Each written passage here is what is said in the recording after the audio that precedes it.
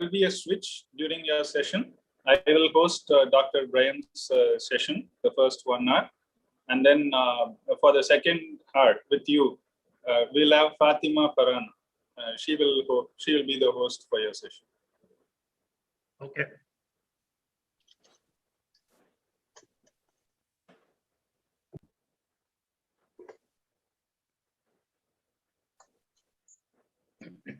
Did he say who he was going to introduce me or not? No, first.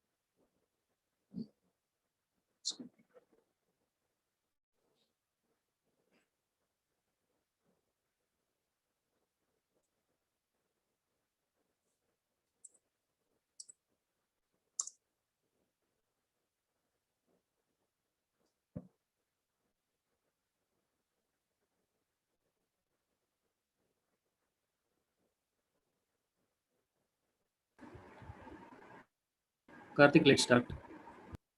Okay. Good evening, everyone. Welcome all back to the week 2 Tamil Genocide Remembrance Month. The Naam Tamilar Katchi, based out of Tamil Nadu, India, has been remembering the Tamil genocide that happened 12 years back in 2009 in Sri Lanka. We just want to create an awareness among the Tamil society of what happened, what we lost, where do we stand today, and what is the course of action in front of us. Right. So, in that context, last week we had a couple of sessions. One to understand the history of this struggle, and then the second session on India's role in this complete struggle and the freedom movement there. We got the context of both. Now we know the history of the struggle. This week in our session 1, let's understand what is the current situation of the Eelam Tamils in Sri Lanka. For that session, we have Dr. Brian with us, who is a consultant physician, lives in Brisbane, Australia, a Sinhalese by birth, but he is one of the few members from his ethnic group who have stood for the cause of the Tamils, not now, since 1948. In 1948, when the first Sri Lankan government decided to deport 1 million of plantation Tamils, that's Malayaga Tamizhar, when they decided to disenfranchise them and send them back to India, he participated and organized a protest when he was 16 years back then. And then within 2 weeks from that, he was called to address a protest of 2,000 people in Colombo. His human rights activities started from this age of 16, and till date he's been active, campaigning for the for equality and for the dignity of Tamils in Sri Lanka. He started a long campaign for the indigenous Tamils who were discriminated by the Sinhalese majority and the government in terms of use of their language, entry into universities, employment, and whatnot. He continued his protests over the years and has done so till date. He left Sri Lanka back in 1976, right? Even before Tamils fled the nation in big numbers. That's even Tamil migration out of Sri Lanka in big numbers started in 1983. Even before that, due to his protests and the outspoken views, there was a threat to his safety in the nation. So he had to flee the nation.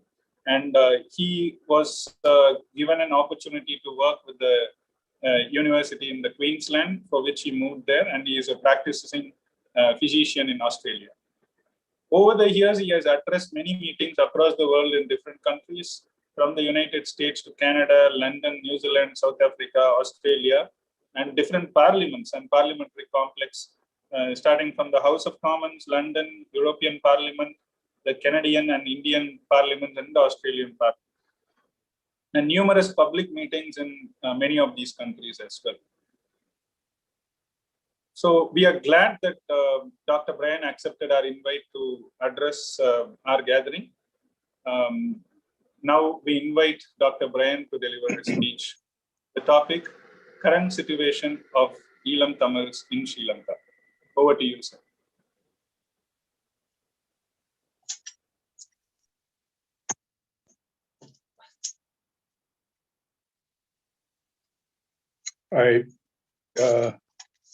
I don't think I need to tell you any more about myself, except to tell you that I'm a senator in the transnational government of Tamilar, and only one of two Sinhalese, expatriate Sinhalese, to campaign for the Tamil people, which I have done since, as you heard, 1948. I'm a doctor of medicine and not a politician, but I come from a highly political family that has produced two prime ministers and a president, all of whom have wrecked the country and sent it to a fair state. I think that's enough about me because I've got a lot of ground to cover. So I'll start right now on the current state of Eelam Tamils in Sri Lanka. What exists in the north and the east of Sri Lanka is not, the north and the east of Sri Lanka is not under the Sri Lankan government, but under the Sri Lankan military, 99% Sinhalese, and the police, 95% Sinhalese. It is a military stroke police dictatorship where the military and the police can do what they want with no accountability. This has now gone on for more than 10 years and will go on for the foreseeable future if there is no international pressure on the Sri Lankan government. This pressure will have to be exerted by those outside Sri Lanka. It may even be a violation of the Sri Lankan constitution, since there is no provision for setting up of a military stroke police state in a part of the island. This will have to be challenged by constitutional experts outside Sri Lanka. Let me deal with the size of the military. There is a massive military presence in the north and the east of Sri Lanka. According to the International Institute of Strategic Studies, the military balance, the Sri Lankan military has 255,000 active members. This is larger in number than Saudi Arabia, 227,000, France, 204,000, Israel, 170,000, and United Kingdom, 147,000. This miserably poor country with no external enemies has 255,000 active military members. It is outrageous. The ratio of soldiers to civilians in the Northeast is 1:5. That is 1 member of the armed forces to 5 civilians. In Vavuniya, it is 1:3. Pearl, which is the People for Equality and Relief in Lanka, a Tamil advocacy group in Washington, and the Eelam Center for Policy Research, a similar advocacy group in Jaffna, Sri Lanka, in a paper titled Normalizing the Abnormal, Militarization of Mullaitivu, say that the ratio of military to civilians in Mullaitivu is 1:2. There is no place in the world which is so highly militarized. The military and the police are responsible for all the serious violations of human rights of the Tamil people in the area. International intervention is mandatory for humanitarian reasons. If nothing is done, the Tamil people in the area will simply wither away, since they have no means of survival, no land to cultivate, no sea to fish, no jobs, and unable to set up businesses, since all of them have been taken over by the armed forces. The Tamil tigers have been crushed. The question is the justification for such a massive military presence. Who is the enemy, we might ask? Since there is no justification, the military has to be withdrawn and the police recruited from the local Tamil population. This is imperative and urgent, and it will not happen without international pressure.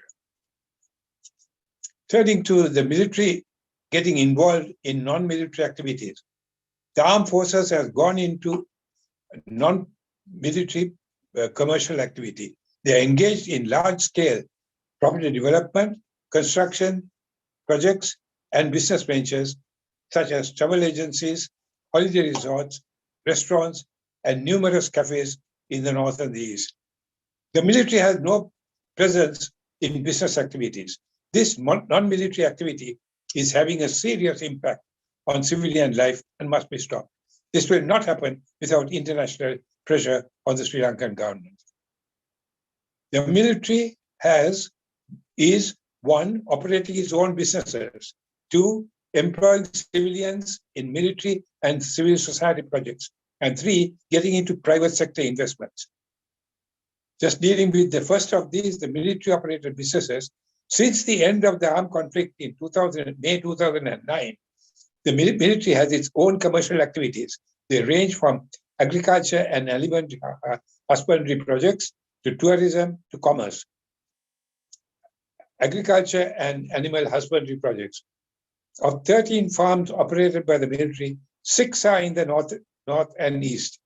These farms grow paddy, corn, vegetables, fruits, coconuts, sugarcane, peanuts, oranges, areca nut, cinnamon, banana, jack, and seasonal crops.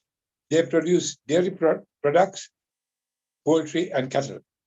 The produce is sold well below market price, making it impossible for the Tamil farmers to compete. Tourism and war museums.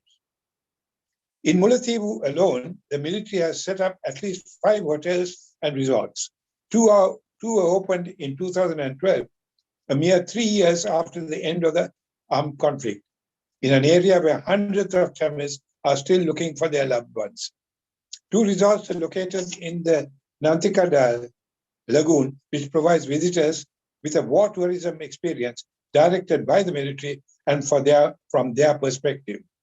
All the monuments and museums carry signs stating that the armed conflict was, open quote, a humanitarian rescue operation by the military to save Tamils from the Tamil tigers, close quote. There is no mention of the tens of thousands of Tamil civilian casualties. The military getting into education and schools. Of serious concern is that the military getting into education to teach military-designed curricula. There is also concern that the military is appointing teachers with higher salaries to teach these curricula.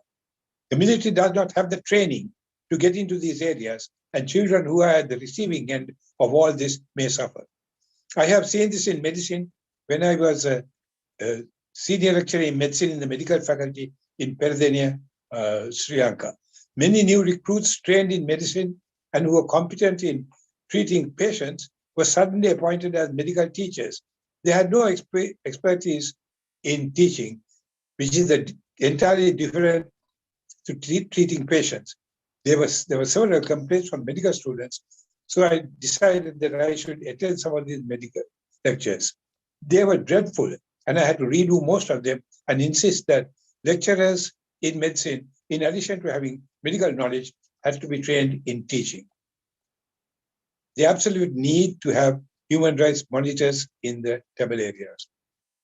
Where there is a violation of human rights, such as rape by the armed forces, police, or paramilitary groups working with the government, there is nowhere that the victim, a Tamil woman or girl, can lodge a complaint. To go to the police is not only useless, but it may be dangerous. In my book, Sexual Violence of Tamils by the Armed Forces, I have said that if the victim goes to the police station or the army camp, there's a risk that the victim or whoever accompanies her getting raped or details taken for a midnight visit by the police and the armed forces.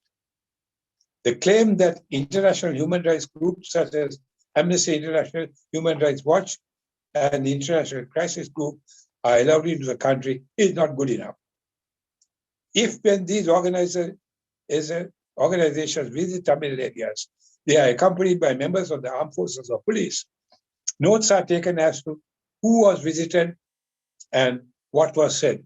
This even happened when the former UN Human Rights High Commissioner Nationalism visited the area. Before her visit, people were told that any complaints to her would be noted and the consequences would be serious. There is no alternative to having set places manned by Tamil civilians to whom victims of human rights abuse can complain without fear. It will take years before this serious problem is resolved, and it will not be resolved until the armed forces are removed from the area and the Sinhalese police are replaced by Tamil police. Deal with the UN Human Rights High Commissioner Michelle Bachelet. On the 27th of January 2021, the High Commissioner for Human Rights, Michelle Bachelet, issued a damning report on Sri Lankan human rights situation, urging the international community to take strong action to prevent another human rights tragedy unfolding in Sri Lanka, including targeted sanctions and punitive actions against perpetrators. The report contains a devastating and unprecedented critique of the handling of human rights by Sri Lanka, and its recommendations have escalated the possibility of intervention of the Council beyond anything that has been suggested to this day. The logic of this escalation is based on the High Commissioner's conviction of an accelerated deterioration in civic, political, minority, religious, and other democratic rights under the present administration, which she explicitly stated needs the UN Human Rights Council's urgent attention. For the first time ever, she called on member states of the Human Rights Council to pursue referral of Sri Lanka to the International Criminal Court in The Hague, the body established by the Rome Statute in 1998 to try perpetrators of war crimes, genocide, and violation of international human rights law. In a warning to Sri Lanka accused of war crimes and human rights violation, the High Commissioner urged member states to strongly consider targeted sanctions against such individuals, including travel bans and a freeze on their assets.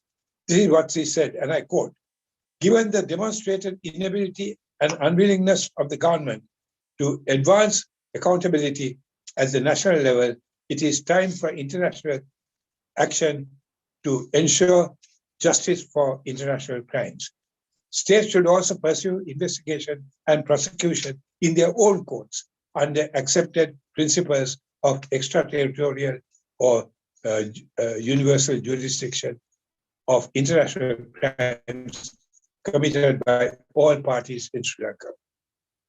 Sri Lanka's contribution to the UN peacekeeping operation must be kept under review."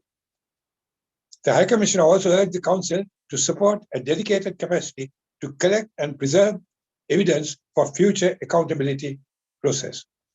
What can now happen? Remember that the UN Rights Council has 47 members who have to act. If they decide to do nothing, that would be it, irrespective of what the High Commissioner of Human Rights Watch says. Human Rights Watch has already referred to in a statement which I will read to in a minute. What can be done? For a start, you can write to the High Commissioner. Google will give you the addresses and you can thank her for what she has done. You can check whether the country you live in is represented on the Council. And if it is, contact the representative and say that you are concerned. You must act. To do nothing is not an option. Human Rights Watch endorsed the recommendations of the High Commissioner for targeted sanctions on Sri Lankan officials credibly accused of human rights, war crimes, and the establishment of an independent international mechanism to investigate violations of international law. In a 93-page report, Human Rights Watch warned that the UN will lose credibility if it fails to adopt a tough resolution at the 46th UNHCR session in March this year. Well, March has come and gone, but there has been no tough resolution. The resolution that has been passed has been weak, to say the least. I'll deal with some crimes against belief. PIAC is an independent non-profit law and policy organization based in Sydney, Australia. PIAC's International Crimes Evidence Project published a major 235-page report titled Sri Lanka Island of Impunity, Investigation into International Crimes. It is one of the most damning indictments of which has gone on and is still going on in Sri Lanka. One witness whose statements were taken by ICEP was told by a senior security officer that he was personally participated with his officers in the gang rape of a female Tamil tiger who had surrendered. The security officer described to the witnesses that after they raped each woman, they killed them by tying one of their legs to a tree and the other to a tractor, which was then driven away from the tree, causing the woman's body to be torn apart. Bishop Desmond Tutu said the sheer viciousness and brutality of the sexual violence is staggering, as is the racist verbal abuse of the torturers and rapists in the Sri Lankan security force. I'll get on to Sinhalization. There has been a mass relocation of Sinhalese from the south to the Tamil areas by the government. What is not widely known is that the Sri Lankan military and police who have quit their jobs are being relocated in the north with their families. The result is a massive increase in the number of Sinhalese in the north and the east. If this continues, the north and the east will be dominated by Sinhalese. This will not be reversible, as we saw in Ampare in the east, which was a Tamil area which has now been Sinhalized. The long-term objective of accelerated Sinhalization of the Tamil areas is to destroy the Tamil homeland and establish a mono-ethnic identity throughout the island, a Sinhala Buddhist nation. If Sri Lanka wants to be a Sinhala Buddhist nation, it can. But then the Tamils, who are not Sinhalese and are not Buddhists, will have to have a separate state, a Tamil independent state, which is Eelam, which I will deal with in a minute. Buddhistization. Buddhist temples and structures are proliferating in an area where there are no Buddhist civilians. The only Buddhists are members of the armed forces and police. What often happens is that a bo tree is planted in the area, which is then declared a Buddhist sacred site. A Buddhist temple is erected. The British Tamils Forum has published an excellent book, Proliferating Buddhist Structures in Tamil Homeland, Sowing the Seeds of Disharmony. I urge you to get a copy of this from British Tamils Forum. Turning to education in Jaffna. This is in chaos. Dr. Daya Somasundara, Professor of Psychiatry in Jaffna, delivered an important lecture, A Lost Generation of Tamil Youths. What he said was alarming. 70% of students fail the grade 5 examination annually. 50% the ordinary level, O-level examination. Of those who sat for the advanced level, only 15% enter universities. Even the few who entered universities are not assured of a bright future. The university system that was doing reasonably well up to the early 1980s has deteriorated drastically due to the general chaos of war, poor resources, poor support from the state, and the loss of able academics and teachers with the general brain drain. This is a must-read publication which is on the net. The difficulty in getting into universities is compounded by the fact that large numbers of Sinhalese from the south are getting into the Jaffna University. Some of them qualify for university education. The rest get in there because they know the open inverted commas right people. As someone who has been a senior lecturer in medicine in the Pennsylvania University in the late 1980s, I'm well aware that a significant number of medical students were Tamils, many from Jaffna. There is no place that I know of in any part of the world that has produced more professionals than Jaffna. As such, what is going on in Jaffna is an absolute disaster. Jaffna will take decades, if ever, to get back to what it was at the top of the education league table. Of equal concern is that parents who can afford to do so are sending their children abroad. Once trained, they are not able to return, not going to return. This serious brain drain will affect not only Jaffna, but the rest of the country. Turning to poverty and unemployment in the north. Poverty and unemployment are higher in the northern province than elsewhere, than anywhere else in Sri Lanka. At the Northern Provincial Council's second budget reading, the Chief Minister said that out of the 25 districts in Sri Lanka, Kilinochchi was the poorest. Mullaitivu, which was previously the poorest, is now number 2 on the list of poverty by district. Jaffna is the 5th poorest district. The level of unemployment is also highest in the northern province than any other province. Turning to sexual violence in the north and the east. Sexual violence has increased across the northern province. Women widows in their 20s are sexually assaulted at work. Women teachers are sexually assaulted in schools. Unwanted pregnancies and teenage pregnancies are an issue. Many men come to Jaffna from other places, have relationships with women, marry them and then leave them. Society shuns them as women seeing them as indecent. Sex is a taboo subject in Tamil culture. As such, sex education is not taught or taught poorly. In what is still a male-dominated society, such issues are difficult to deal with. My first book, Sri Lanka, Sexual Violence of Tamils by the Armed Forces, which was 170 pages when it was first published in 2025, has nearly doubled in size over the next 4 years. In March 2010, it is 284 pages. This is up from 170 to 274. Continuing violation of human rights. There continues to be involuntary disappearances, abduction, arrest without warrant, illegal detention at unknown sites, and a failure to release those who are being held without charge or trial. The 2017-18 Amnesty International annual report spells it out.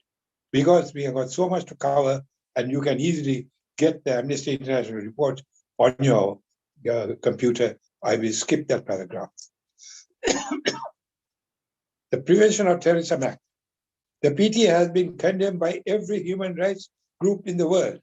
It has been used for extensive violation of human rights and for numerous illegal arrests, detention without charge or trial, disappearances, sexual violence, torture, and much more.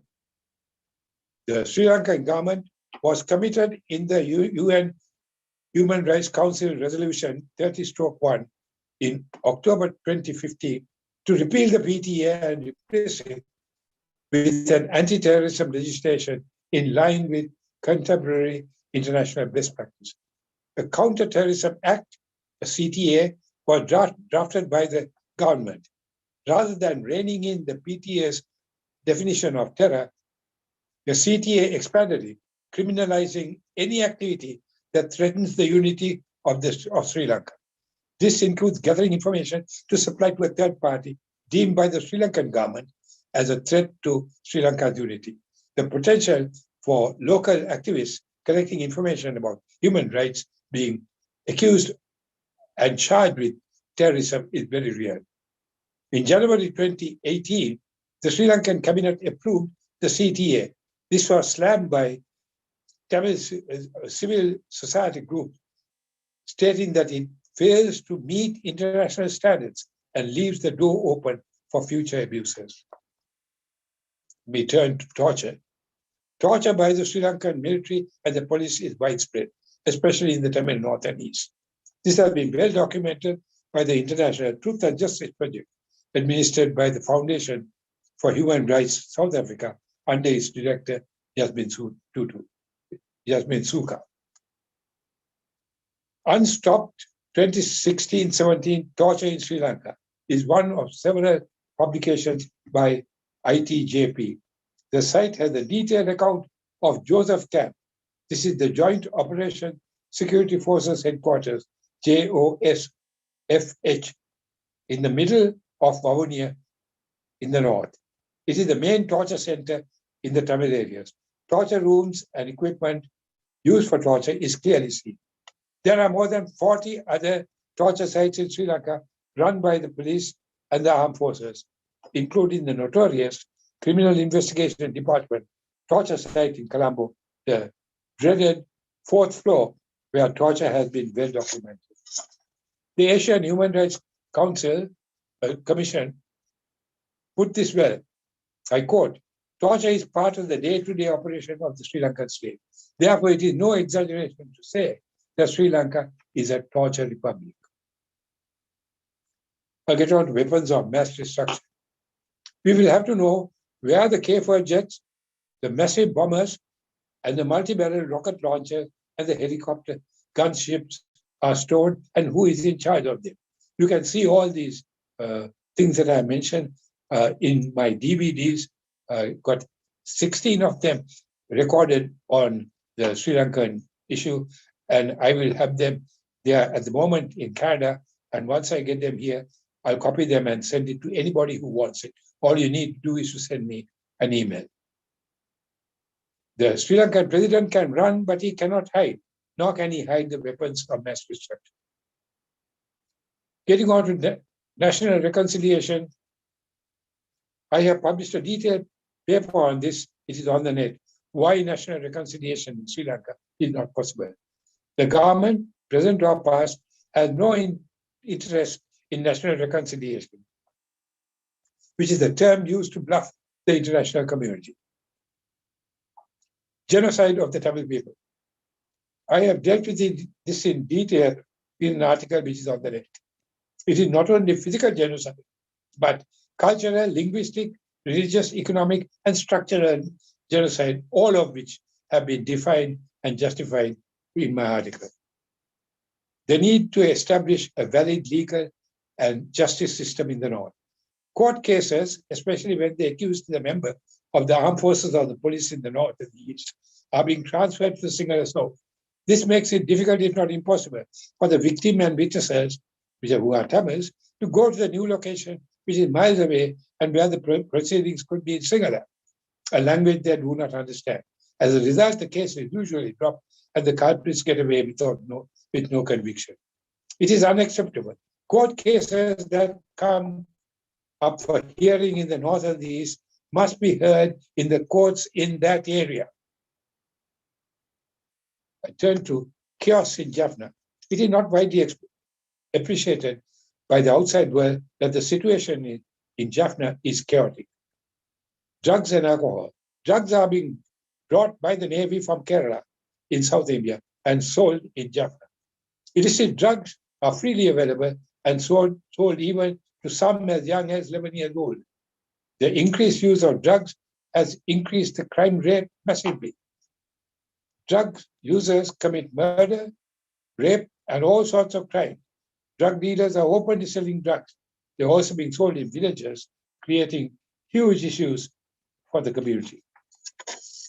There's only one hospital that offers alcohol and drug rehabilitation services. This clearly needs to be more than one. And without them, they cause many social issues in the society. Domestic violence. There has been a marked increase in domestic violence after the end of the armed conflict. Drugs, alcohol, the husband being unemployed and not earning enough money, the husband believing that his wife is having an affair, which is largely untrue, are some of the causes. Women tolerate this violence for the sake of the children. They do not want to lose the respect of the community. Women rarely report these cases to the police for fear that there will be no action. When the situation becomes critical and they cannot bear excuse me, the physical violence, they seek help from a non-government organization. But these are too few and poorly resourced. A singular police. The police are 95% Sinhalese and do not know Tamil. The language barrier problem means that many cases go unreported. If a case is reported, the process is long and drawn out and often ineffective. Often the police tell people to come back when they have a translator. The message finally gets through that it is an exercise in futility. Corrupt police and armed officers. This police and armed officers, armed forces, the Sri Lankan police are reported with the most corrupt in the world.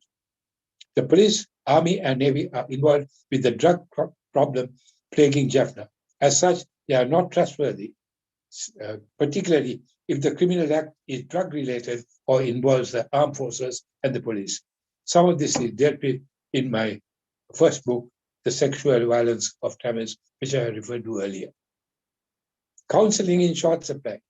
There is only 1 or 2 NGOs offering counseling in villages. As a result, family problems relating to the abuse of women, abuse of children, and domestic violence are not addressed.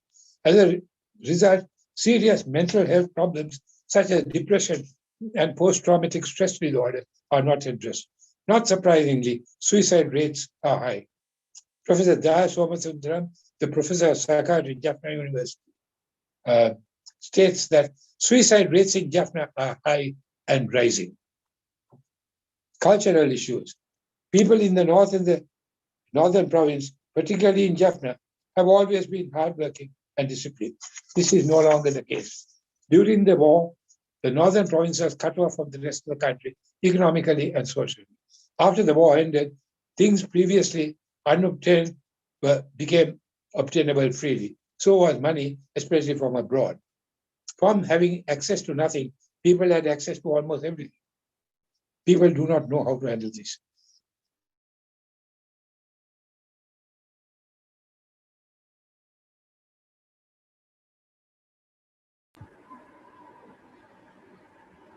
Sir, sorry to interrupt.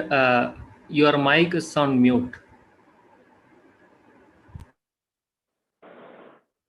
Suddenly, now last few seconds, like 15-20 seconds, it has been on mute.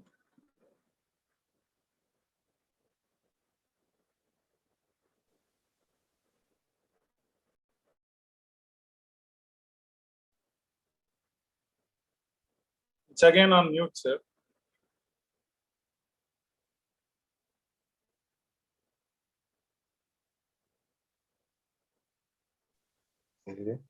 Yes. Can I go on? Yeah, please. The caste system, which was virtually stamped out by the Tamil Tigers, has returned. This is particularly so in Jaffna. Many of the low caste people are poor. Some of their children who need tuition do not have the money to pay for tuition fees. Getting on to women-headed families, there are 69,000 women-headed families in the northern province, of whom 34,000 are in Jaffna. A great deal of money is wasted by the government building houses that have little use. If this money is given to families, they could build larger and much more useful homes for far less money. Many of these women do hard labor to support the families. Some of their children also work from an early age to support the family. Children having to work has an adverse effect on schoolwork. Turning to the 6th Amendment of the Constitution. This is a constitutional amendment that must be scrapped. Introduced in August 1983 by Sri Lanka's first dictator, J.R. Jagmohan, the 6th Amendment states, and I quote, "No person shall directly or indirectly, in or outside Sri Lanka, support, espouse, promote, finance, encourage, or advocate the establishment of a separate Tamil state within the territory of Sri Lanka." In other words, one cannot even discuss a separate state for the Tamil. The penalty for violating this constitutional amendment is severe. It includes confiscation of movable and immovable property. While those in Sri Lanka do not need to worry about this nonsense, those in Sri Lanka do have to worry because the full force of the law can be applied.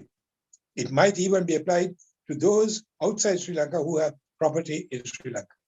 It is imperative that this absurd constitutional amendment be removed. A referendum in the North and the East. It is important to have a referendum in the Northeast to ask the people what they want. Are they happy with what is going on, or do they want a separate state, Tamilar? It has to be a proper referendum. A poorly conducted referendum could be worse, more dangerous than no referendum at all. It has to be a UN-conducted referendum with the UN forces replacing the Sri Lankan armed forces as was done in East Timor. If the result is we want a separate state, then the UN will have to deliver this as was done in East Timor. The more I think about it, the less I'm convinced that a referendum will ever take place. For an effective referendum to take place in the North and the East, the Sri Lankan government will have to cooperate. I cannot see any Sri Lankan government, now or in the future, conducting a proper referendum, as I have set down above. The only effective referendum will take place if there is a massive pressure from outside. The only country that might do so is India, or to be more specific, Tamil Nadu. However, India is run from Delhi and not from Tamil Nadu. As such, hoping that India will act is a futile thought. Turning to Tamils without a leader. After the death of Senewiratne, there has been no Tamil civilian worth talking about. The TNA, the Tamil National Alliance, is a joke, as the Sri Lankan government treats it as such. The TNA spokesman is effectively supporting the Sri Lankan government, not the Tamil people who elected him. For several years, the Roman Catholic Archbishop, the Bishop of Mana, the late Right Reverend Dr. Rapu Joseph, was the unofficial leader of the Tamil people. I was worried about his survival and wrote an entire book, Sri Lanka, Right Reverend Dr. Rapu Joseph and others in the age. He had a devastating stroke and was unable to speak for a long time.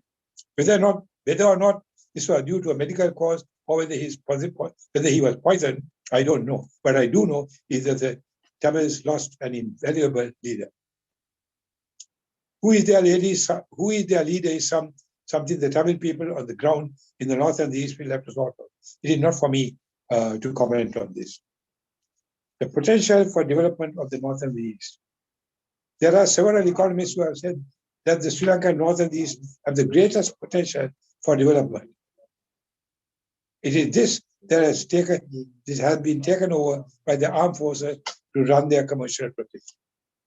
The Sinhalese armed forces own a 180-acre farm, many hotels and resorts, a golf course, 3 cricket stadiums, a ferry service, 2 whale watching tours, 2 airlines, and innumerable cafes that dot the roads in the North and the East.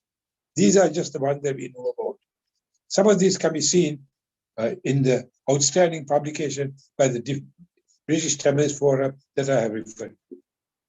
The land for all this has been seized by the Tamil people without compensation. Getting on to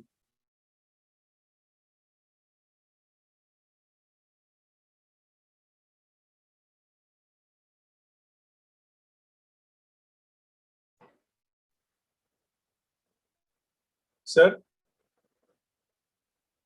Sir, your audio and video, we lost both.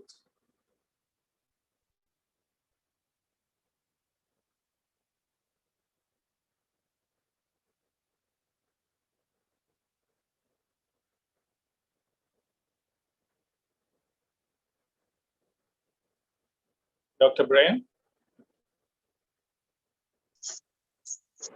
yeah. Yeah. Yeah, please proceed,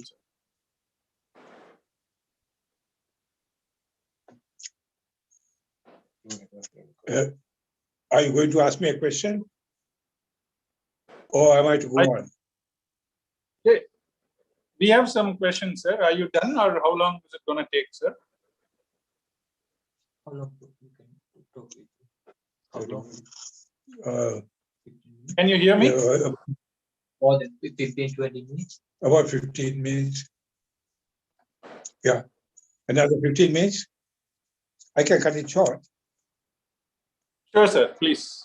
We have a few questions we would like to hear from you. So if you can give us about 10 minutes for questions, that would be better. Yeah, that's fine. So you want me to wait for 10 minutes? No. And Please then go ahead. Once you are done, we will pose the questions. Please go ahead. Go ahead. Huh? Go ahead. Go on. The economy in crisis. Inheriting large budget deficits and dangerously high debt, the Sri Lankan government has been unable to deliver election promises of jobs and improved standards of living. Money borrowed from the International Monetary Fund always comes with conditions which adversely affect those at the bottom of the economic ladder. Increased food prices and cutting down on subsidies, always insisted by the IMF, have serious social and economic effects on the people. The Sri Lankan debt has risen from rupees 120 billion in 1981 to rupees 10,500 billion in November 2016. Export earnings are declining. There has been a collapse of the state's economy from 23% GDP in 1996 to 11% in 2014. There has been a sharp fall in Sri Lanka's production and widening inequality of income distribution. Senewiratne from Peradeniya University, Sri Lanka, has recently written an outstanding analysis of the Sri Lanka's financial crisis.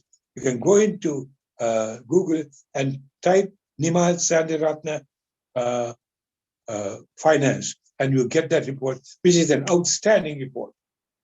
This being so, the answer is to block financial aid coming to Sri Lanka from the IMF and elsewhere, or state that aid will come, provided there is a marked improvement in human rights. This is what the expatriate Thamizhar and others concerned with human rights in Sri Lanka should be doing. The Chinese will, of course, not cooperate. As such, as much money that Sri Lanka wants will be supplied by China, as it was when Rajapaksa was last in power. This money is money that Sri Lanka can never repay. So the land will be sold to China, as happened in the south. More will be sold this time, and Sri Lanka will become a Chinese colony, one of China's string of pearls.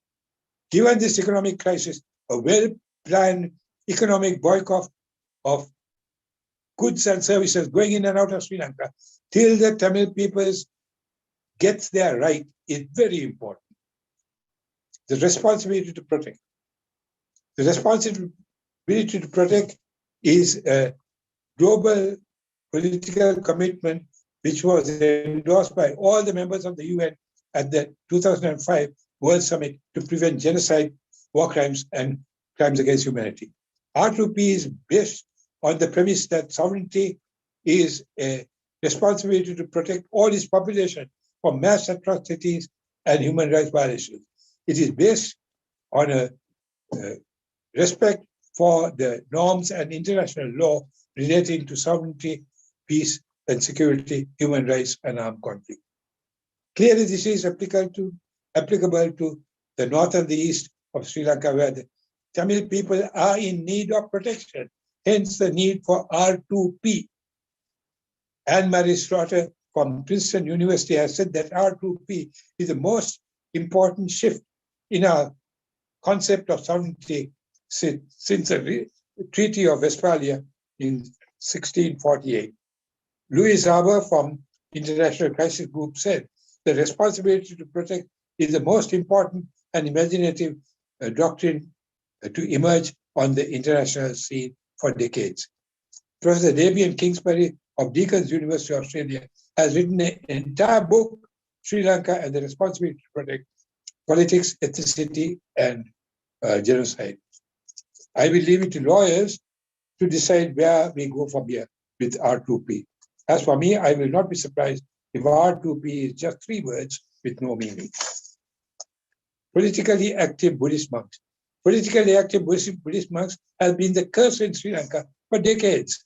It is one of them who assassinated Prime Minister Senewiratne Bandaranaike in the first political assassination. Somarama Thero, who shot the Prime Minister, was convicted of murder and hanged. Uttarakita Thero, who was the mastermind behind the assassination, was also convicted of murder and sentenced to death, but he was reprieved and sentenced to life imprisonment. The power of these monks is enormous.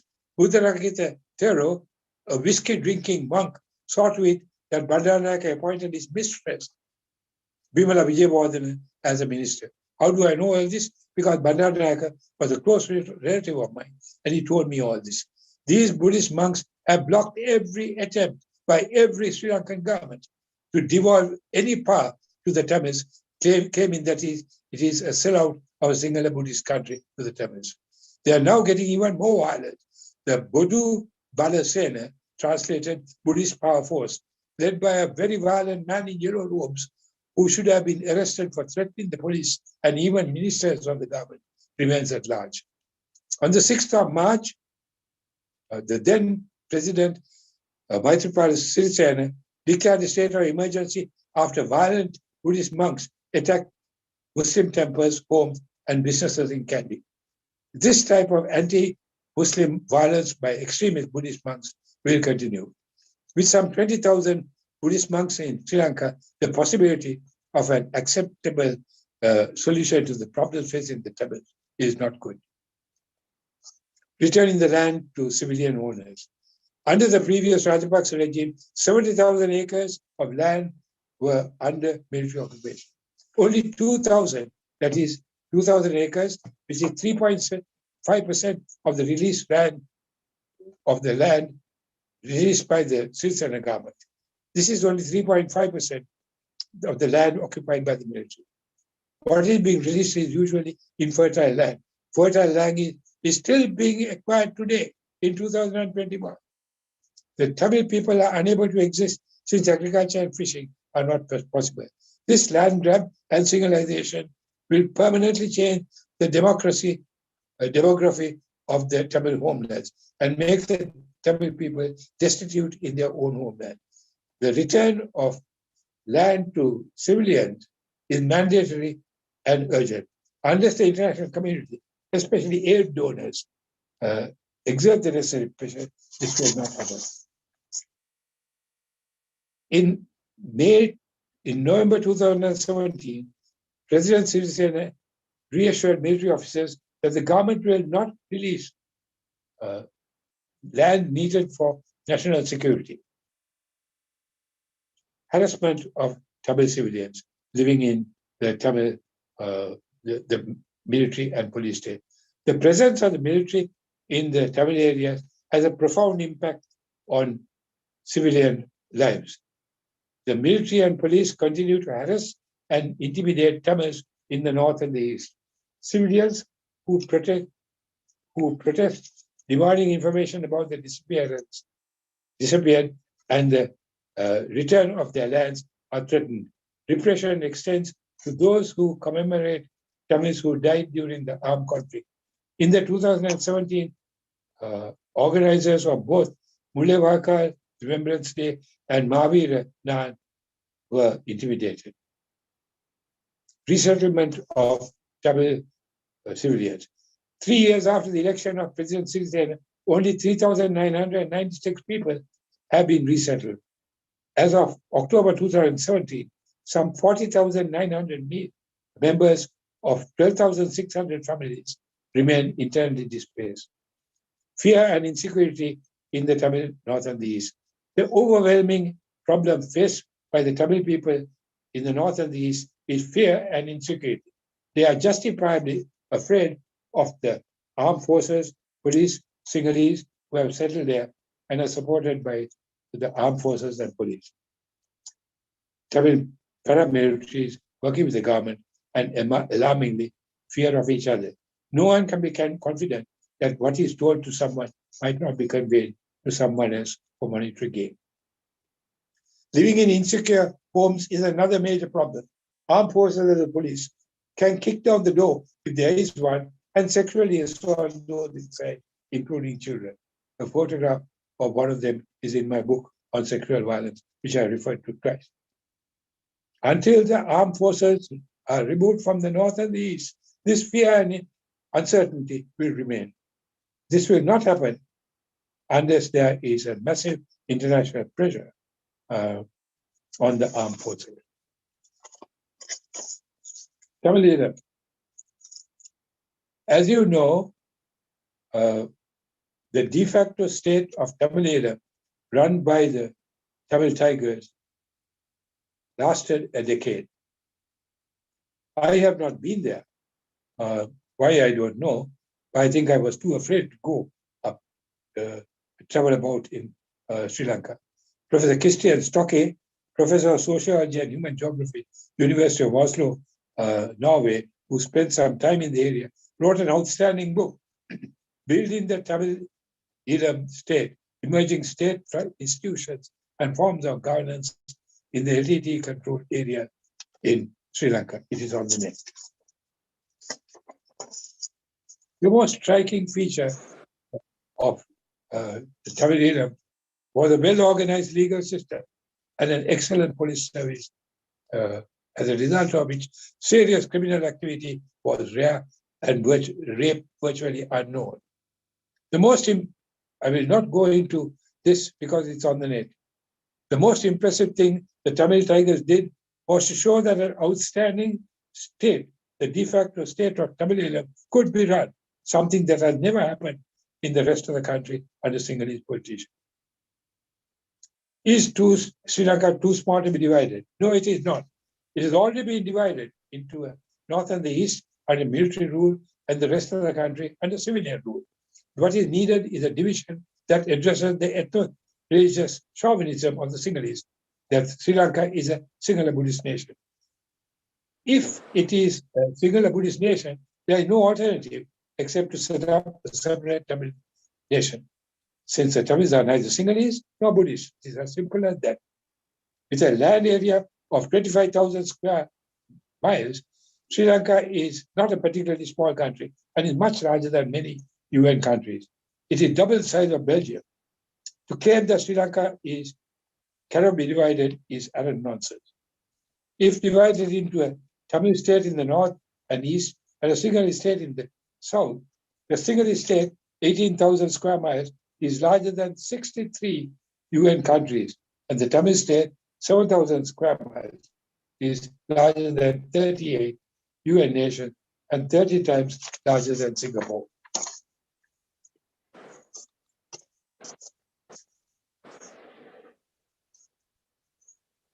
Sir? Yeah. Yeah, a quick time check. Are you done? How long would it take, sir? 5 minutes. 5 Okay. minutes. Okay. Sure, sir. Please go ahead. Right? Yeah. Yeah.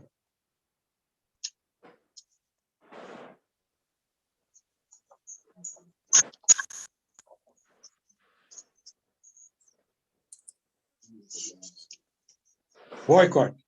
Say no to Sri Lanka, which was operative some time ago, will have to be restarted. When I was in South Africa to see Bishop Desmond Tutu, I met several former ANC leaders. They told me that there were two things that were successful in overthrowing the apartheid regime. They were a boycott on the economy and a boycott on sports, especially cricket. These proven methods should be used on Sri Lanka to bring the ruling regime to its knees. I'm almost there, but I've got one more important statement to make. It is the increasing anger in the Tamil areas. Pearl, which I have mentioned 3 times now, the People for Equality and Relief in Sri Lanka, in Lanka, a Tamil advocacy group in Washington, did something that no other international investigation has ever done. They sent research workers to physically visit the Sri Lanka north and the east, several of the 8 districts, and stay there and talk to the individuals in the area. The result was a must-read document which is on the net. I will read the last paragraph of this 47-page document. I quote, "The growing protest movement across the Northeast reflects the fact that despite Sri Lanka's grandiose promises in Geneva, many Tamils feel that nothing has changed for them. Are we even in transition?" queried one activist, echoing comments made by numerous interviewees. Others spoke of the possibility that the increasing anger within the Tamil community may spark violence. Our children are talking about taking up arms. Many suggested that the ongoing failure to grapple with victims and survivors' grievances is endangering the prospects of long-term peace and reconciliation in Sri Lanka. If the government doesn't listen, there needs to be other action. If that doesn't happen, Tamils will take up arms. This is how it was started. Thank you very much. I'm sorry if I went. I got just one other thing I want to state, and that is about myself. I have 16 DVDs on the Tamil struggle, which are currently in Canada and have been sent to me. And I'll be happy to copy them and send to you if you want them. All you need to do is send me an email, and I will send you a copy of whatever DVD you want. Secondly, I want to stop seeing patients. I'm still seeing patients, and devote the entire time to writing a book on Tamilar, the only solution in Sri Lanka. I have 75 publications that are crucially important. They are at the moment being put together and will be available as an e-publication in the next few weeks. Thank you very much. Thank you so much, sir. Definitely, that was a wonderful speech covering a lot of aspects. And coming from a very, very experienced man who has been on the ground for more than 70 years, we definitely would like to hear more, and certainly about the DVD and the book and the articles. We'll reach out to you, sir. We definitely will work on that. Sir, just one question. You've been on the ground since the times of Thandai Selva, right? And you have seen the Tigers, their time, their governance, and then now after 2009. So what do you see? How things, the state of Tamils in Sri Lanka has evolved from then and through the Tigers' time and then now? What do you see as key significant changes that has happened over the course of time in the last these 70 years? If the Tamil Tigers were around and not crushed, the Tamil people would not have to suffer half of what they're suffering at the moment. Today there's nobody to look after the Tamil people. The Tamil National Alliance is a joke, and everybody knows it. The Sri Lankan government knows it's a joke, and the people working who are members of the Tamil National Alliance basically a joke, really. I think that the departure of the Tamil Tigers has been felt after they were crushed rather than before. People did not know how valuable they were and how much they owed the Tamil Tigers for their safety and their and everything else.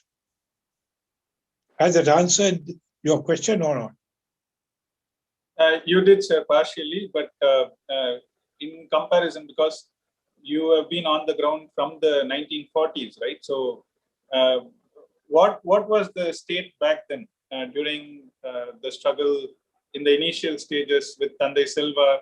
I mean, since you have been on the ground, have you worked with him? Do you have any memories to share here? Sevanagam, you see, I'm married to a Tamil. He was the director of irrigation. and he was going to Ampare and in a car, and he was going with S.J. Vichavaraga. Since there was an extra seat, he asked me whether I would like to come. S.J. Vichavaraga and my father-in-law were not big talkers. And all the way to Ampare, I think I must have heard 2 or 3 sentences. Then my father-in-law, when we arrived in Ampare, showed Ampare and said, this is what's happening. The Sinhalese people being relocated here, which is Sinhalization. And S.J. Vichavaraga made a very profound statement. He said, what I see here is far more serious than the Sinhala only act about which we are jumping up and down in Colombo. This is what is going to be reversible. And he was absolutely right. And that is what is going on in the North and the East today. Sinhalization, which, you know, once the Sinhalese are settled there, you can't catch them and throw them back again to the South. They are there for good. And I think that that is by far the most dangerous thing. And I think that only people who can stop this, or at least put a spanner in the works, are people in India. People in Tamil Nadu have got no problem. They have always been on our side. It's the people in Delhi whom we got to move to support the Tamil people in their struggle. Sure, sir. Thank you so much. We still have a lot more to ask from you. We had prepared a few more questions, very important ones as well, but we are short of time, so we will probably hold that for another session later. We'll definitely connect sometime. Thank you so much again, sir. That was a wonderful session. You gave us a glimpse of a lot of aspects of what the current state of the Tamils, Eelam Tamils in Sri Lanka. Thank you so much.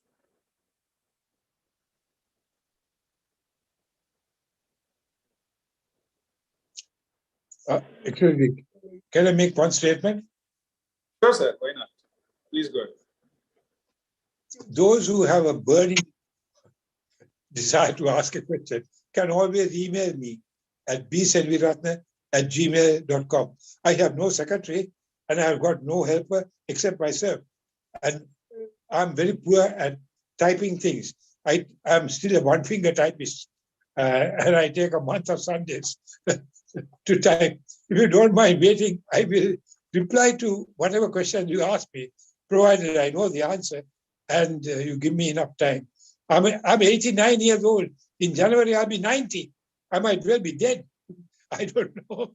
But if I'm alive, I'll reply. Thank you very much indeed for having me and giving me all this time. Also allowing me to overstep my mark. No, the pleasure is ours. Thank you so much. We know you're very young for your age. So 90 years and still responding to the active. Oh my God. We will get in touch. We'll have more sessions. We'll have more connects. We'll engage you. Thank you so much. Sure. Thank you. Okay, now let's move on to the session 2 of today's event. I will hand it over to Fatima Farana to host the session 2. Thank you. Yes, thank you, Mr. Karthikay Selvan. Thank you. So I feel extremely privileged to extend my warm welcome to one and all present in today's session. To add the points to Mr. Karthikay Selvan on why we are conducting this month-long commemoration on the lost lives of Tamil genocide, to condemn this act of undeniable organized genocide of Sri Lankan Tamils. So the objective of this mission is to carry and convey each and every people of this world what has happened and what is still happening to us. People should know about how Tamils were wiped off from their own homeland, innocent lives were taken, cruelty towards women and children, human rights violation, and aftermath of Sri Lankan civil war. War victims are still stranded and their information stature is not transparent. We are passing the torch of pain, sacrifice, and struggle of Tamil Eelam to the fellow humans so that it will spread across and come back as peace, justice, and the right to live. So this program is intended to show and register a condemn and request justice in more democratic and peaceful manner. So let me briefly introduce Mr.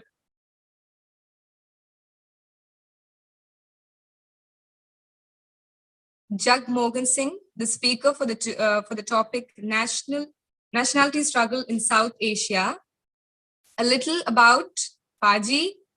With a varied interest in documentation, human rights in Punjab politics, Jagmohan Singh has had a committed life as an activist, political reader, writer, editor, and public speaker. Co-founder of the Indian People's Human Rights Commission, active campaigner for Committee for Protection of Democratic Rights and People Union for Civil Liberties in Mumbai in his younger days.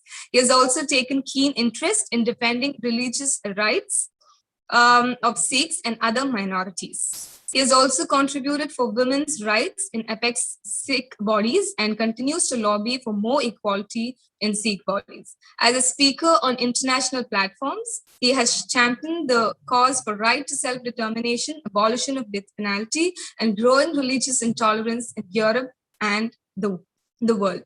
Since the last decade, he has maintained live contact with human rights causes and political causes from Tamil Nadu to Sri Lanka, from Chhattisgarh to Kashmir and Tripura and Nagaland in the Northeast, writing about human rights situation in various parts of the world where erring countries deny basic fundamental rights to their people. Last year, he was part of the protest all around Tripura for rights of the indigenous people there, being the first Sikh activist to touch Tripura soil in 7 decades. He has participated in many conferences in various parts of Tamil Nadu on the identity questions, rights of Eelam Tamil, and no death penalty for Perarivalan. He has also stood against the death row in the Rajiv Gandhi case, attempts to usurp land of poor farmers in and around Thanjavur, the religious martial arts meet in Tripur near Coimbatore, and the electoral campaign of Naam, Tamilar, Katchi. So he takes a keen interest in Tamil affairs and has a live relationship with Tamil social, religious, human rights, and political activists on the language and identity issues of the Tamil people. He presently edits the online portal, The World Sikh News, and aspires to set up an international media for religious and ethnic minorities of South Asia. So, Paji, now everyone in this universe has the right to live, right? So, by taking one's life, by taking the life of one race, another race cannot live.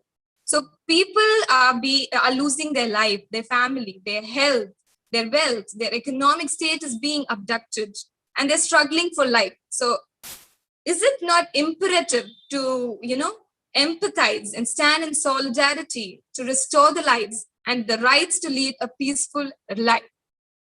Can you tell us, Paji, at present, what are the incidents happening in the South Asia, the nationality struggle in South Asia? So, turning over the time over to you, Professor Jagmohan Singh. Mahale Vanakkam.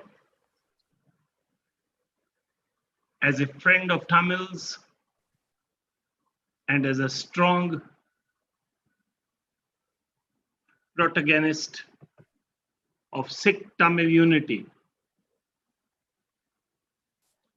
and as a humanist, at the outset, I pay my homage to all martyrs of the genocide whom we are remembering today. My heart goes out to their families and to all Tamils across the world. Whenever the month of May dawns and we reminisce the brutality of the Senegalese forces who massacred thousands in this day and age. The all-round comprehensive presentation of Dr. Brian Senewiratne is a devastating account of what is happening to Tamils in Sri Lanka. It seems the Sri Lankan government is determined to annihilate the Eelam Tamils lock, stock and barrel. We all have to get our act together to prevent that. Dr. Senewiratne, I pray that you continue beyond a century so that you can see Tamil Eelam as a reality in your lifetime. Today is a very sacred day for me. The 400th birth anniversary of my 9th master, Guru Tegh Bahadur, who in the 17th century laid down his life voluntarily to protect the right to religion in the face of fascism and pressure of the then Mughal government. Many of you may be bewildered and surprised as to why these turban-wearing individuals are dotting the streets of Delhi during riots and during COVID for food last year, and as we speak now, for oxygen langar all across Delhi and India. They have the legacy of Guru Tegh Bahadur to guide them. It is this legacy which enables me to stand up for the rights of Tamils and anybody who is suppressed nearer home or even to the furthest shores where we cannot see or know more. Nationality struggles in South Asia has been talked about on a rather irregular basis by the struggling nationalities. It comes to the fore, especially as an event or whenever gross human rights violations happen. The perpetrators of genocide and those who want to stop the progress of these struggles are united in their endeavor to stop the struggling nationalities. But those who face the music are yet to come together comprehensively and effectively. In India today, we have nationality struggles, some dormant, but many vibrant also. Vibrant in their own lands, in their own ways. But overall, you will agree with me that the situation in Kashmir, Nagaland, Manipur, Punjab is one of unease, as if the struggles there have been totally suppressed.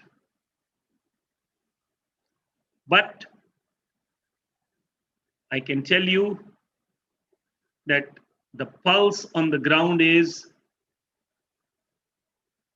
that they are silent for the moment, maybe, but are looking at various peaceful methodologies, democratic methods to enhance their struggles. The regional struggles in Tamil Nadu and Assam and the struggle for identity and justice by the Dalits is another nationality type struggle happening on a pan-India basis. In Pakistan, the Baluchis are contesting for their rights. The genocide in Myanmar of the Rohingya Muslims is heartrending. But here, before I go into some detail of how the Eelam Tamils situation is, let me share with you an interesting development which you may have missed. Recently, when there was a flux of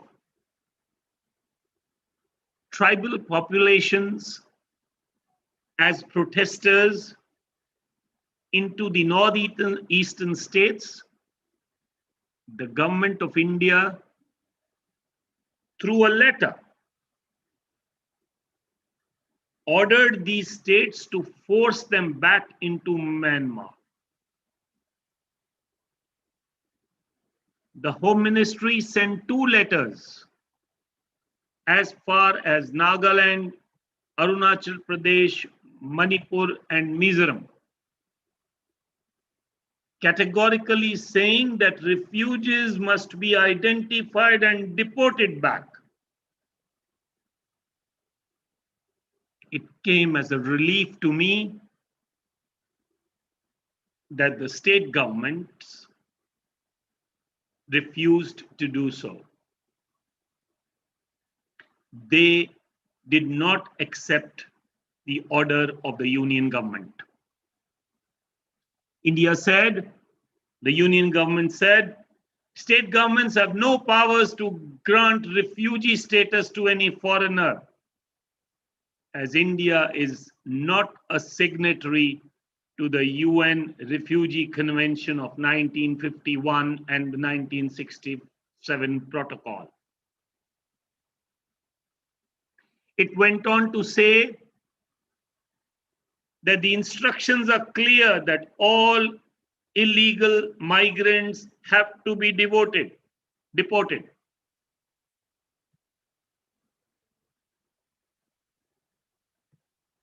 The Assam Rifles have been instructed to stop them from entering.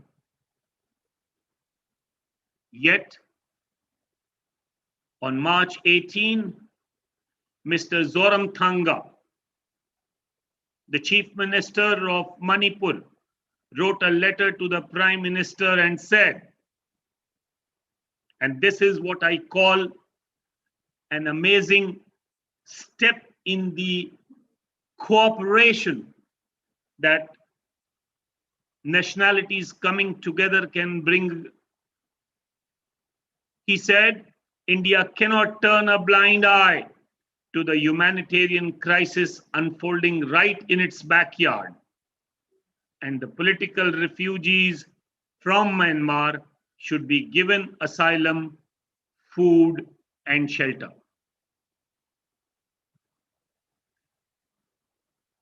Friends, in Sri Lanka, Eelam Tamils are under pressure. And as the learned speaker before me has so elaborately explained, the extermination of Tamils and Tamilism in Sri Lanka continues, which causes huge consternation to the millions of Tamils worldwide, particularly when they also realize that UN bodies are not being able to act as effectively as desired. As he rightly pointed out, Sinalization is actually continuation of the genocide of Tamils.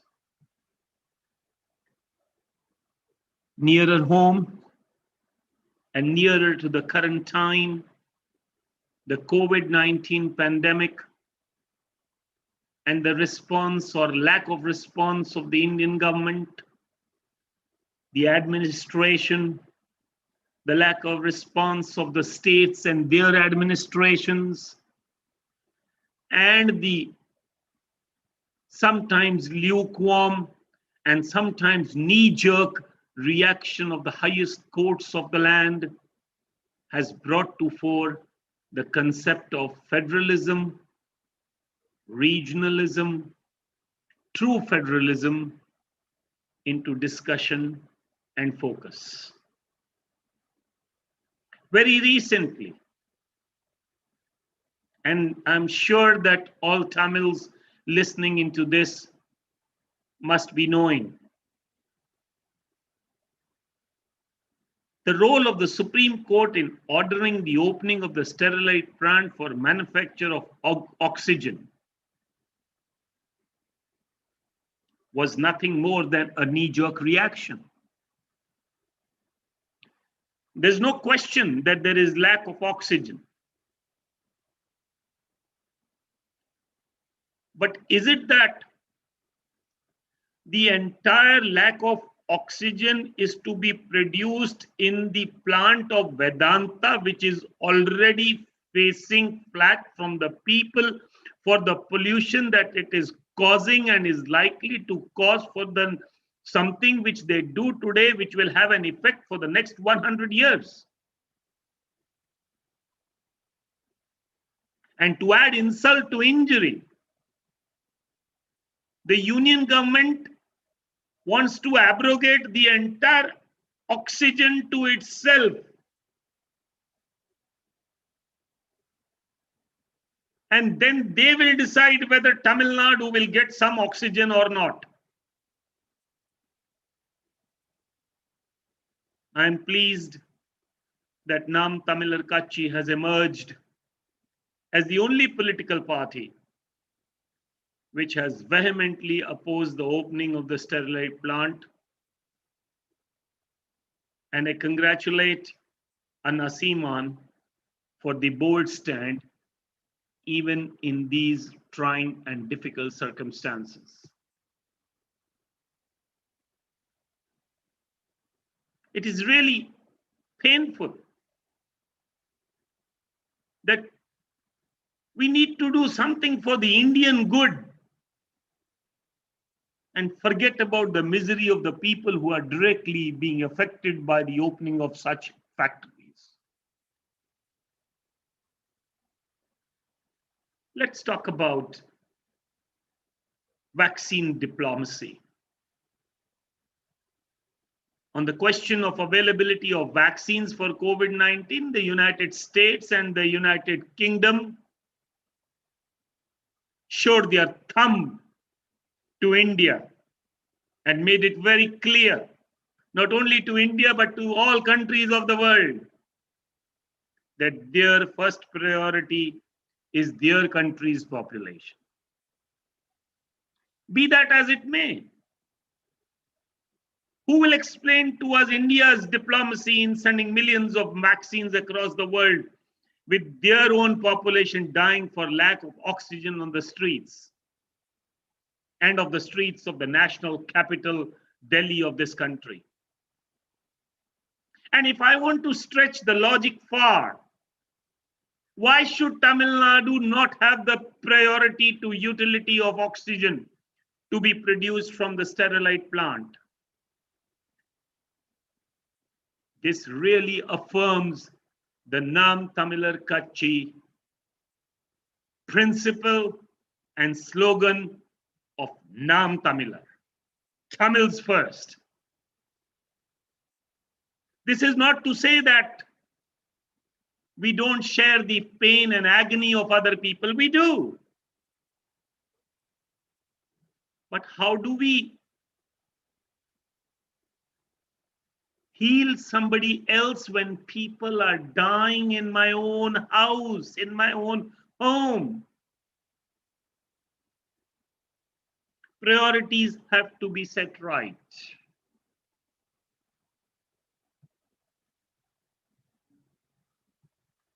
Friends, in my limited understanding and based on my experience of monitoring, studying, interacting with people who have pioneered and continue to pioneer the nationality struggles in India and around, Let me share with you few thoughts.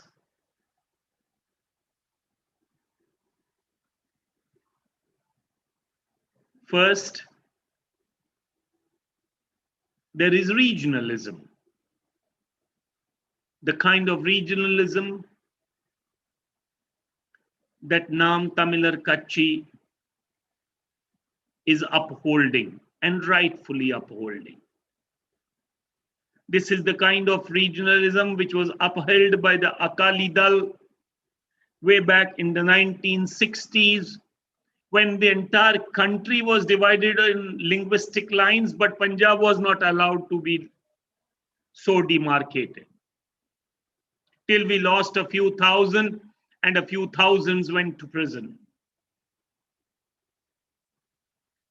Friends, when this did not succeed, as it has not succeeded in many areas, and given the rise of fascism and unitarianism and majoritarianism in this country, I don't see a change happening too soon. This led to federalism. In fact, the Indian Constitution in its preamble talks about having a federal structure. But you will all agree with me that preamble has been held more in the breach than in its true practice. So what happens then? When federalism also does not succeed, there is an outcry for true federalism. And we are today seeing, post the tragedy that is happening in the streets of Delhi and elsewhere, that for the first time, at least I read it for the first time, that state governments are directly importing oxygen concentrators and oxygen plants, bypassing the central government or the union government, as it should appropriately be called. But we have to understand the game that is happening here. When Narendra Modi imposed lockdown on 25th of March last year, it was a unilateral lockdown in the middle of the night with no preparation, with allowing the millions to walk back to their homes and millions dying on the streets for lack of food, etc. Then it was a union government decision. And that union government decision was thrust on all the state governments, which without challenging accepted it.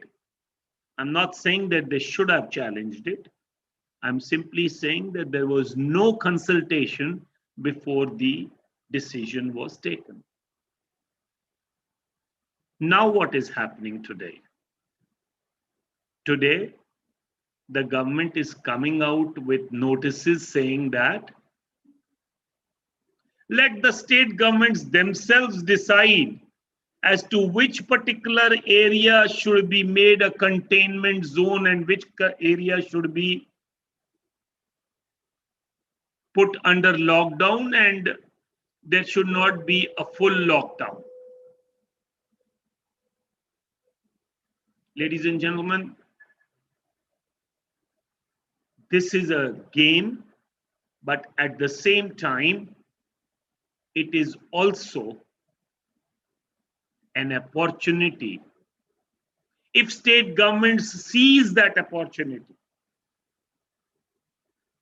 to implement true federalism, to question the policies of the union government when they find that they are against the interests of the people of their state. Just as the government of Punjab and a few other governments have so far not accepted the implementation of the 3 farm laws. And if this also does not succeed, either because the states are not fearless, either because the union government is twisting their arms in the name of financial outlays to be given to respective states, or using the NIA in the form of threatening the government, state governments, that there is going to be law and order issues in your state, this would then lead to a call for autonomy.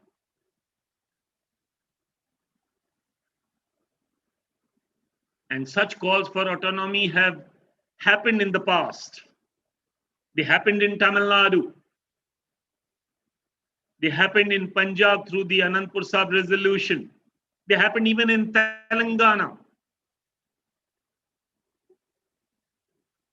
But the modern state being so powerful,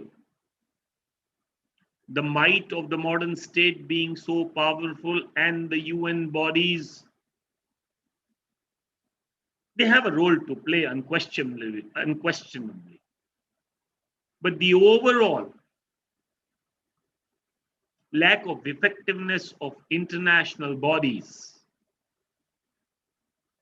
has then led to people. And this progress which I have discussed with you, friends, we have seen in Tamil Nadu. I'm sorry, we have seen in Sri Lanka.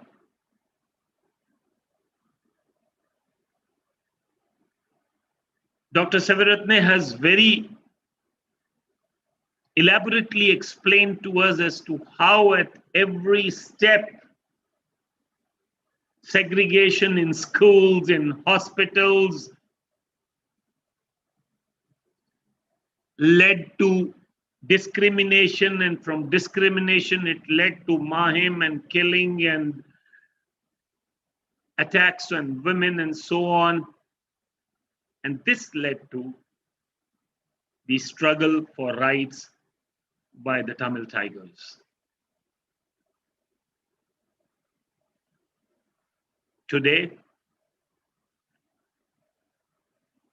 though that particular struggle may have decimated, but the Tamil world and all of us have to stand together to uphold the right to self-determination for Eelam Tamils and for everybody else who wants this right, and to force UN bodies, force through our diplomatic efforts, and here I may add, force through regular and sustained and disciplined diplomatic efforts. And I'm sure, as we have seen many resolutions being passed,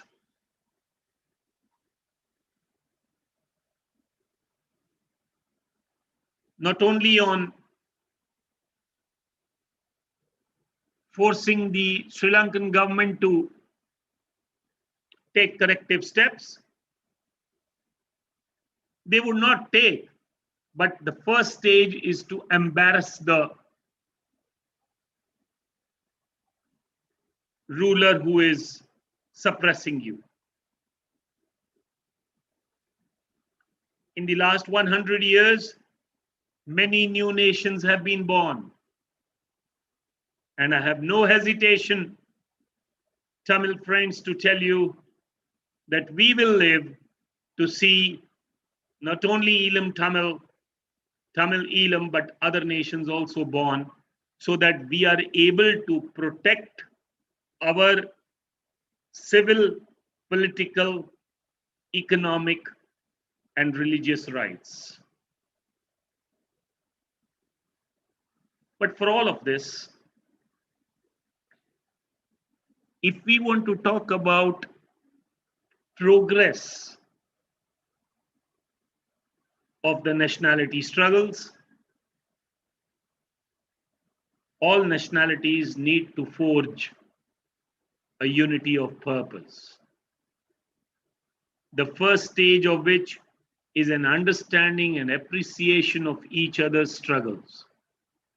This understanding will lead to cooperation.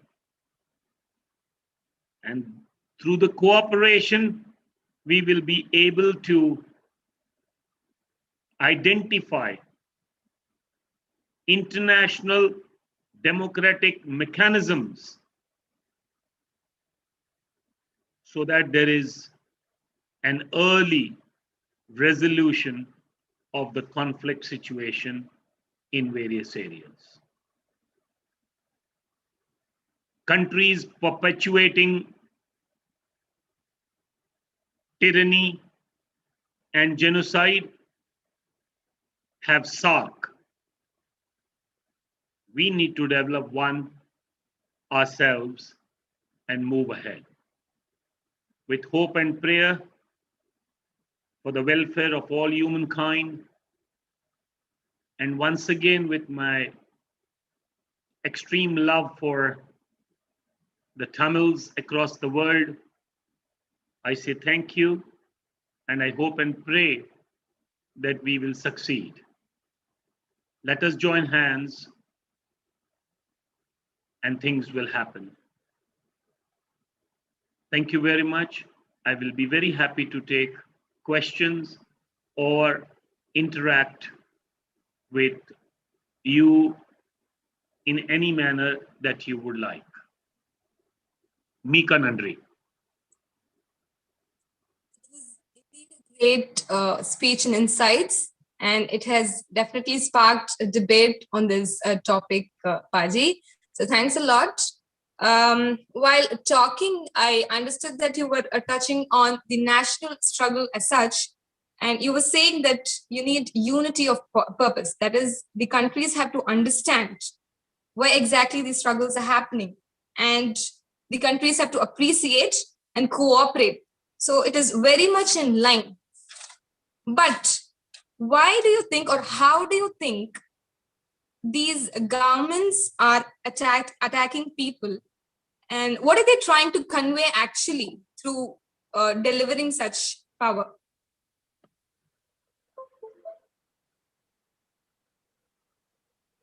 Governments want to perpetuate their own ism that they follow. Governments do not want to allow nationalities to identify themselves with their people the way they want.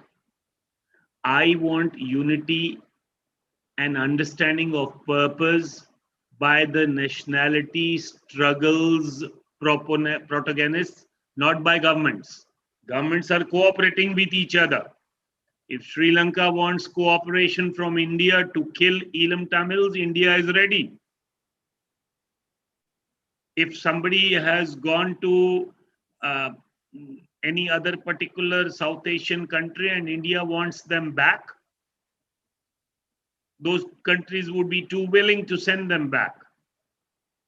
We need to cooperate ourselves. We need to understand each other's struggles. If today a handful of Sikhs know about the Tamil struggle in Sri Lanka or in Tamil Nadu, this number should increase. And vice versa. People want to understand, who are your heroes? I should know. Who are my heroes? You should know. The enemy is not an individual. It could be an individual also. But it is that concept which doesn't allow me the basic right to live the way I want it. So it is at that level that we want the struggling nationalities to come together.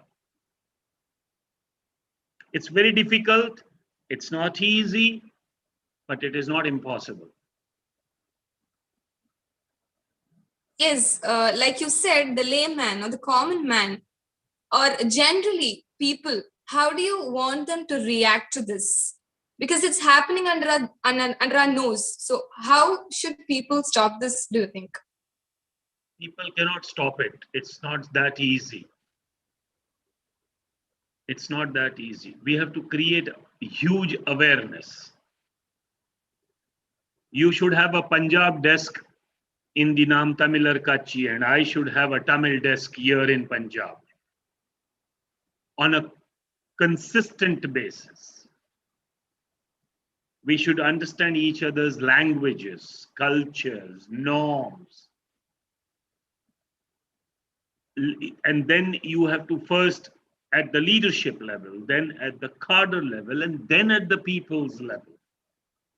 The exchange of people. And this can happen only not with all communities. Tamils are a martial community, Sikhs are martial communities. It can happen very soon, easily. Governments don't like these things. But government doesn't like so many things. If there is a problem of the sterilite plant, then the protest should not happen only in Chennai. It should happen in Chandigarh also. Let there be a call that the Vedanta plant, which is coming up in Moga, about 50 kilometers from my house, should be shut down. Even if it is good for farmers, we say that you first resolve the sterilite problem there, and then we will allow you to do this. It's this kind of cooperation which will force. You and I don't have the money that they have. Our is people's power. That needs to happen. This nationality struggle is not a semantic discussion or words. It is. But it has to go beyond this as well. And it's only when it goes beyond this that it can have positive impact. Your environment activist and in charge, Miss Vanilla, is doing amazing work for the state. She should be known here. She should be known in Punjab. And if it is not happening, then something is amiss. No blame games here. I'm only exploring and I'm letting you know that we need to talk on a consistent basis. It is happening, but it's very slow.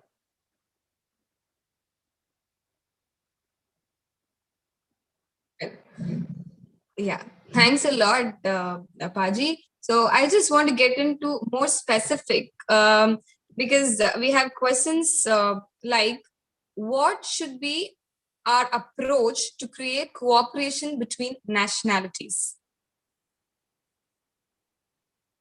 A, it is not easy. B, it is not something to be discussed in a discussion like this one. All right. First, whatever needs to happen in a discussion like this one, I've already mentioned. Let's know about each other. Let's know about each other. As I have said many a time, let's have 5 students learn Tamil from Punjab and 5 students learn Punjabi from Tamil Nadu. To begin with, let's appreciate each other's food, each other's martial arts, language. There are so many similarities, and I'm restricting for this discussion only between Sikhs and Tamils. We can go further. How many of us know? I don't know much, to be very honest, about who exactly are the Rohingya Muslims. How many of us know about the Uyghurs Muslims in China? Governments thrive on lack of information. I'll be very honest with you. The percolation of the news about Naam, Tamilar, Katchi protesting against the reopening of the sterilite plant, I did not read in any Punjab or national level newspaper which came to my home. That's the specific that you need to do. When you tie up with 5 nationalities, whatever happens to you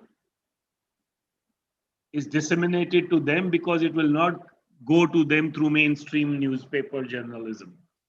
You have to provide that. I mean, the Tamil websites, etc., they are doing amazing work. But my point is that all of these struggles are perhaps a little centric to themselves. They need to go beyond that. Why is Kashmir silent today? How many people are being killed there on a regular basis? I mean, how many of you know that since the last 1 week, though Punjab is under pressure, there is a stream of COVID patients from Jammu and Kashmir to Punjab?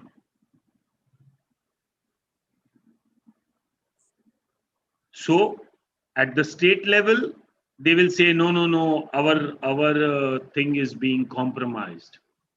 But at a people's level, do we have any solution?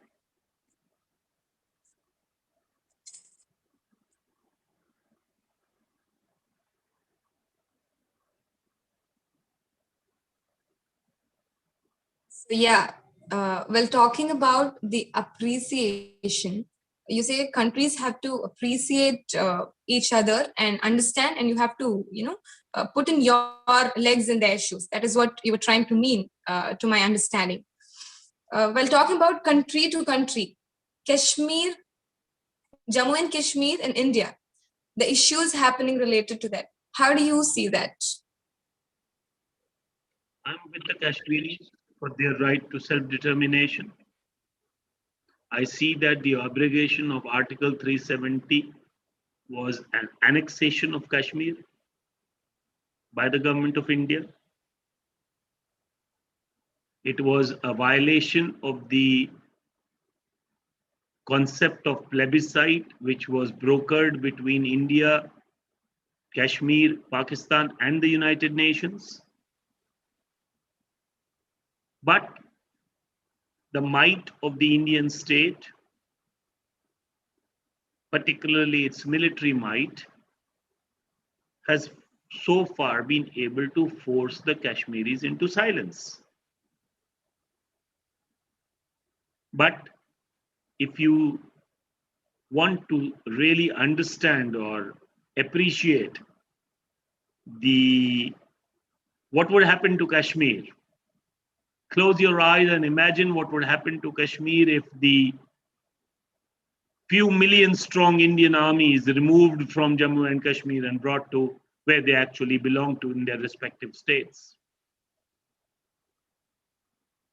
So Kashmir is being ruled by the armed forces and not by the political forces.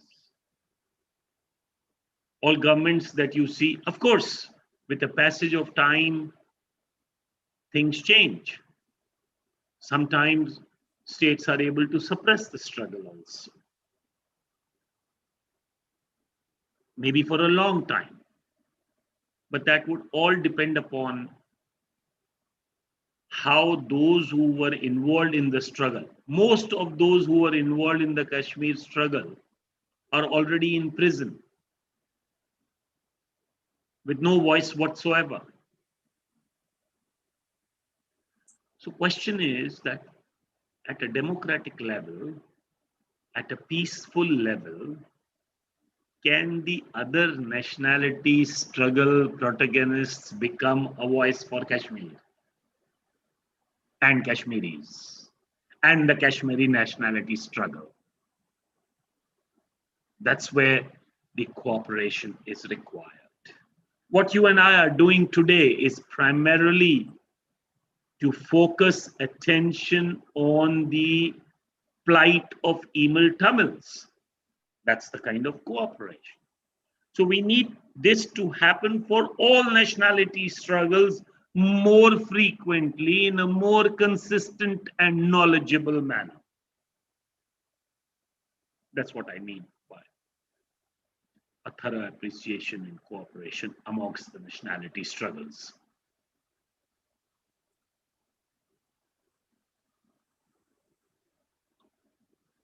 That's it.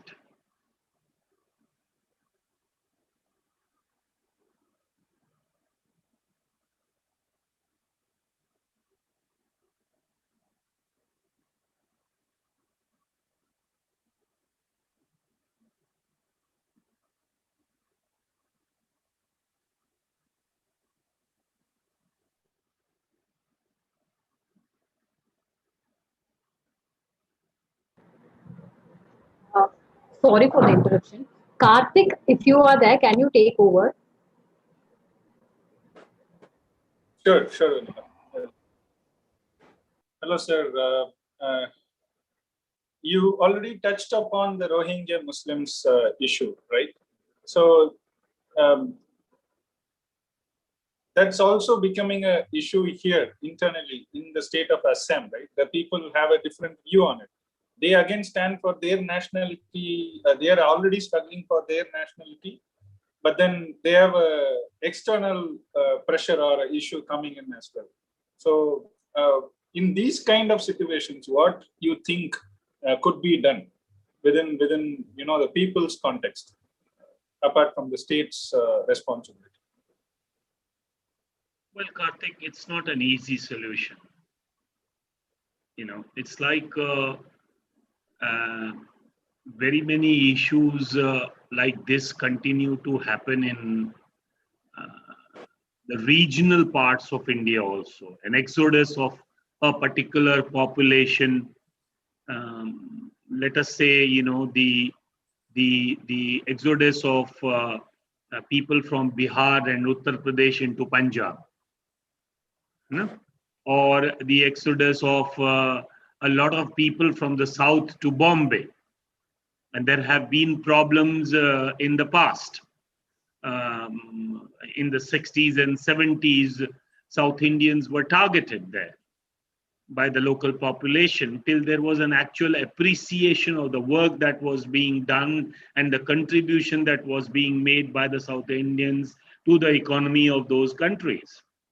Now, here you see, when it is a question of Rohingya Muslims coming to Assam, and these problems are made more difficult by the government when it passes laws like CAA and the National Population Register, and then it starts identification of people on the basis of religion.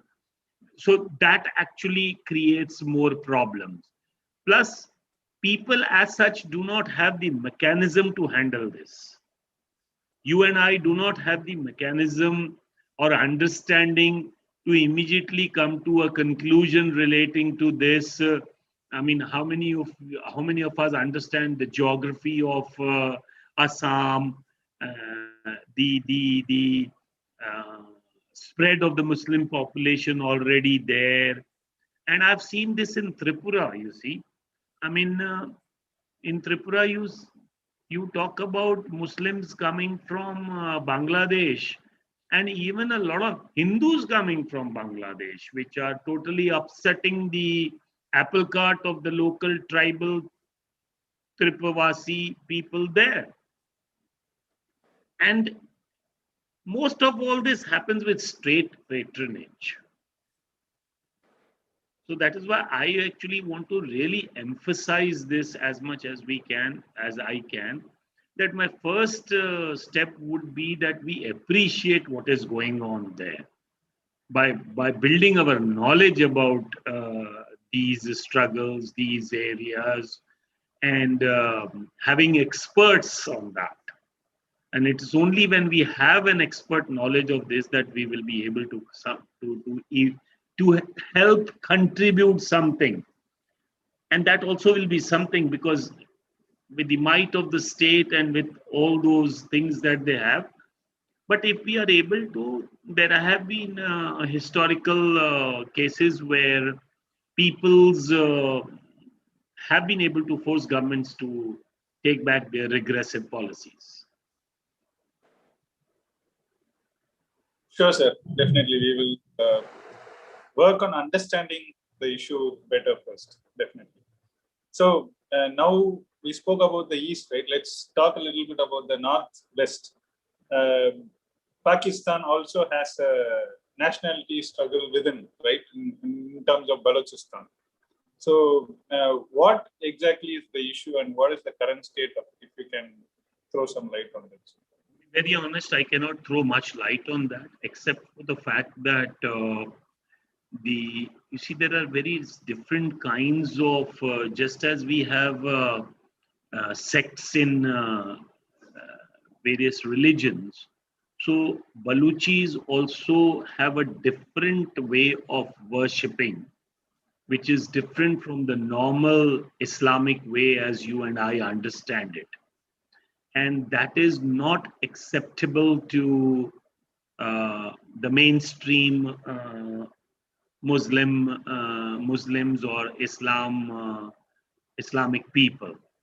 In fact, they consider them to be either a cult or somebody which is beyond Islam. So that has very difficult religious overtones. Secondly, and most importantly, whatever little that we come to know about Balochistan is that it's actually India which is instigating them. So once again, here also, Karthik, we really need to know more. We need to understand more. Now we need to, you see, all nationalities and different people will not be able to get countries of their own in that sense of the term. But if they can get adequate autonomy, and as you know, I'll narrate a small sentence when I was just enumerating to you the progress of regionalism to federalism, etc. Believe it or not, in 1946, before the partition of the country, there was this body of young Sikh students called the All India Sikh Students Federation, whose job was basically to educate young Sikhs into their religious and religio-political rights. So one of the clauses of that body says that we will endeavor for the creation of an environment in which the aspirations of the Sikhs finds its fullest satisfaction. An environment, not a geographical area, not a country in that sense of the term, but an environment. So if world governments which are tyrannical and which suppress, if they create that kind of environment, similar to maybe what is seen in Switzerland, a canton is almost independent. We don't hear of any problems in Switzerland. At least I don't. I'm not, though I don't follow it that regularly. But still, I mean, there are traditional and modern concepts which need to be looked into by various nationalities to ensure that we have less loss of lives and we are able to give peace in particular regions, where such struggles are going on. Definitely, sir. So your point on we may not have separate countries in a lot of cases, right? Like we still will thrive and advocate for a separate Eelam, but there has been a solution that has been put forth for a long, long time, right? What's your view on that, sir? One country, two nations. So the concept that has been proposed for the Tamils of Eelam. What do you think about it? I'm pretty clear that the Eelam Tamils deserve a separate country. They have been suppressed so much that it is impossible for us, and when I say us, I'm speaking on behalf of the Tamil Eelam. We cannot trust the Senegalese. We cannot trust the Senegalese government. I see a totally violent form of Buddhism happening in that country. When I said that not everybody can have a country, I meant that if governments are clever, if governments are pro-people, if governments are compassionate, there can be order without a country. But if there is fear on either side and favor only on one side, then it's better to divorce and have your own land. I will die of hunger. They will tell you 200 things, you will not have food, you cannot grow this, you can't do that. No problem. I'll die of hunger, but I'll die in my own 4 square yards. So as it stands today, I am a strong supporter of Tamil Eelam as a separate country, and I'll live by this. Definitely, sir. Thank you so much. It was again a pleasure. Every time we have a discussion with you like this, the depth that you bring to the table, right? So that amazes us. So thank you so much, sir. There are, as you said, a lot of takeaways for us as well. We will try to first understand all these kind of issues better, and then probably think of better solutions to make a better world. So thank you so much again. And it was a very insightful session. Thank you very much, and my best wishes to all of us, so that we are able to have a peaceful world and let our people live and enjoy their glory and freedom. Thank you very much. Thank you, sir. So, friends, thank you for being with us for another very insightful session. We definitely will bring in more views from different topics in the coming weeks as well. So stay connected. We'll again connect next week. Thank you so much.